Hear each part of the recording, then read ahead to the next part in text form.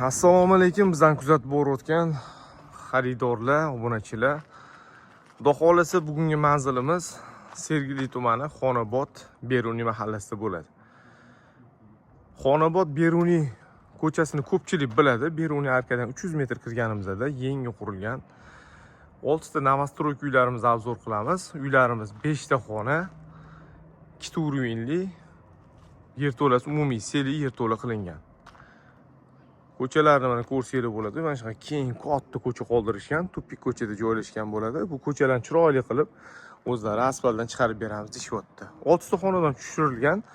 Birinchisidan boshlaydigan bo'lsak 150 ming, ikkita yonma-yon 150 minglik, qolganlari oxirigacha uy narxi tushib ketaveradi. 135 minggacha tushib boradi. Hozir mana shu ulovoyda tushgan uyimizni bitta ko'rib chiqamiz. Bismillah deb qo'lni chekiramiz. Qaranglar, katta hovli qoldirilgan. Ketma-ket 2-3 ta mashina taxlab qo'ysanglar bo'ladi. Hovliga tapchallar ham chiqadi bu tarafga, mana bu tarafda bitta hojatxona ham qoldirilgan. Uyi 90% ishi bitkazilgan, 10% ish qolgan, 100% bitkazib topshiriladi. Hovlini mana vidini ko'ryapsizlar. Devorlarni ham qaranglar. Shunaqa chiroyli qilib remontdan chiqarishgan. Bu tarafda mana zeleniy zona bo'ladi. Hovlilar burchatkadan chiqarilgan. Uyimizning hovlidan ko'rinishi.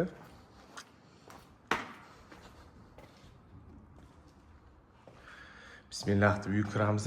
Uy kirishimiz bilan mana qaranglar, zinalar bitkazib beriladi. Tarkiblarni zo'rlar qo'yilgan. Обязательно sifatli aboylar yopishtirishgan ekan. Eshiklarni ham zo'r qimmat eshiklar qo'yilgan. Romlari keladigan bo'lsa, tashqi romlari hammasi termo romlari qo'yilgan. Oynalari ham termo. Bu tarafda chap qo'limizda katta oshxonani ko'ramiz. Katta razmerda. Bu tarafdan yerto'laga tushish yo'li bor. Chap qo'ldan boshlaymiz. Chap qo'limizda bitta katta umumiy sanuzel xona. To'g'ri kirganimizda bo'lsa, mehmonxona joylashgan. Mehmonxonani qaranglar, remontlaridan haqiqatan sifat bilan remont qilingan. Patologlarni ko'rsanglar bo'ladi. Mana ko'ryapsizlar remontlar. Mana bu lepkalari poki emas, original mana ko'ryapsizlar. Original gipsdan qilingan. Sifatiga 100% javob xudo xolasa. Radiatorlari qo'yilgan, tupli polda ham siydi. Mehmonxonaning yonidan orqa hovliga chiqsak bo'ladi. 2 sot uy yer maydoni qurilgan, lekin hovlining ko'rinishidan katta o'xshab ko'ryapti mana. Bu tarafda yana kattagina hovli bor, ko'ryapsizlar. Bu yerdan ham bemalol foydalansanglar bo'ladi. Havo zo'r aylanadi. Endi yerto'lani ko'ramiz. Binoning tagi umumiy yerto'la qilingan. 3 ta urinli uy.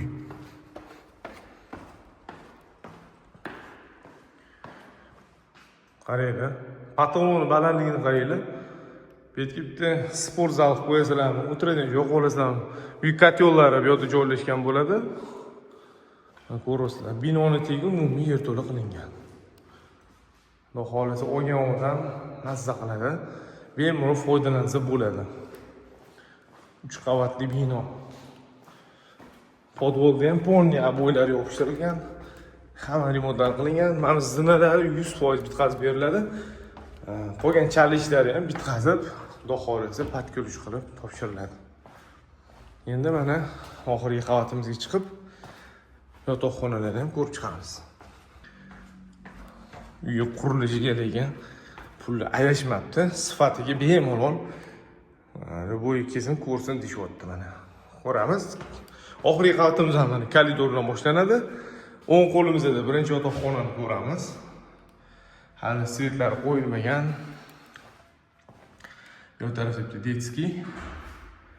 Koridorda bitta umumiy sanuzel xona joylashgan. Chap qo'limizda mana yana yotoqxona. Xullas общий 4 ta yotoqxona joylashgan ikkinchi qavatimizda. Plus mehmonxona, oshxona, yerto'la. Xonadonga patkuluch holatida $150 ming so'rashyapti. Kelishadigan joylari bor. Bemalol aloqaga chiqaveringlar.